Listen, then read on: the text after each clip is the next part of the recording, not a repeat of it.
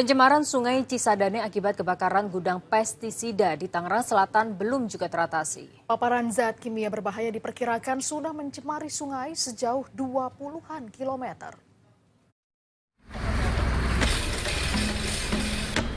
Kebakaran hebat gudang pestisida di kawasan Taman Tekno Setu, Tangerang Selatan, Banten memang berhasil dipadamkan. Tapi dampaknya belum teratasi.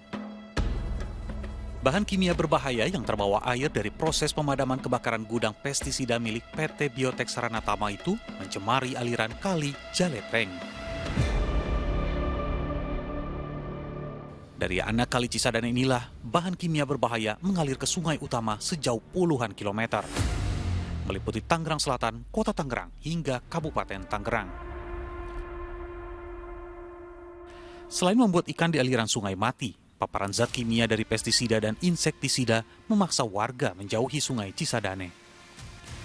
2 hari setelah sungai tercemar, Wali Kota Tangerang berdalih jika pencemaran sungai Cisadane tidak berbahaya. Pencemarannya masih dalam normal, tidak ada lagi unsur kimianya segala macam. Apa iya paparan zat kimia pestisida dan insektisida yang hanyut ke sungai dianggap sebagai pencemaran normal? Dan inilah gambaran pencemaran di aliran sungai Cisadane. Air kali berubah menjadi putih, berbau menyengat tak lama setelah kebakaran terjadi. Diperkirakan ada 2,5 ton zat kimia yang mengalir di sungai Cisadane.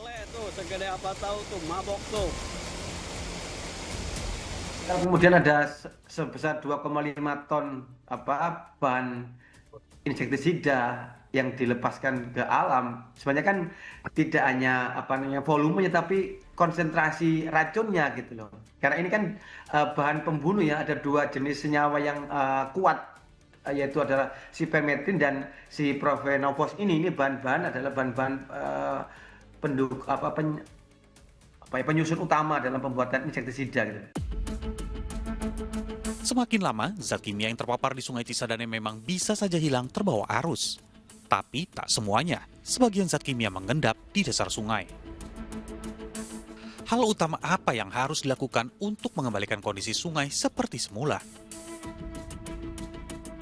Jadi kita harus membersihkan residu kimia ini di sedimen, di tanaman sepanjang. Kalau ukuran kami itu dari pergudangan ini sampai ke laut itu 30 km. Tapi kalau sekarang ini yang terdampak itu sekitar hitungan kami 22 km. Jadi sepanjang jalur ini, katakanlah 30 km harus dibersihkan, harus di clean up namanya. Jadi clean up ini kemudian membersihkan sedimen dan kemudian membersihkan dari tepian sungai. Ini kemudian tidak berhenti di situ, karena ini kan bahan berbahaya. Jadi masuk kategori B3 ya. Jadi ini ada semacam monitoring selama 1 tahun ini. Pencemaran zat kimia di sungai Cisadane tak dapat dianggap sepele. Ada ancaman sanksi pidana jika pihak pengelola gudang pestisida terbukti abai dalam kasus ini. Kalau kita bicara Undang-Undang Lingkungan Hidup 32/2009, pencemaran itu adalah terjadinya perubahan fungsi ekosistem ya. Sungai sudah berubah, sungai sudah nggak bisa dimanfaatkan, menimbulkan kerusakan. Maka ini adalah bisa dipidanakan dengan sekecil-kecilnya denda adalah sebesar 5 miliar itu, dan hukuman sekitar 5 tahun untuk pelakunya itu. Tapi kalau kemudian kita saat ini akan sulit, maka ya tadi menurut saya sanksi administrasi dan upaya pemulihan itu paling harus dikedepankan begitu. Menanggapi tuntutan agar pengelola gudang bertanggung jawab dalam kasus pencemaran sungai Cisadane, Wali Kota Tangerang mengaku masih menunggu hasil uji laboratorium yang dilakukan oleh Dinas Lingkungan Hidup Kota Tangerang. Tim MTek Media melaporkan.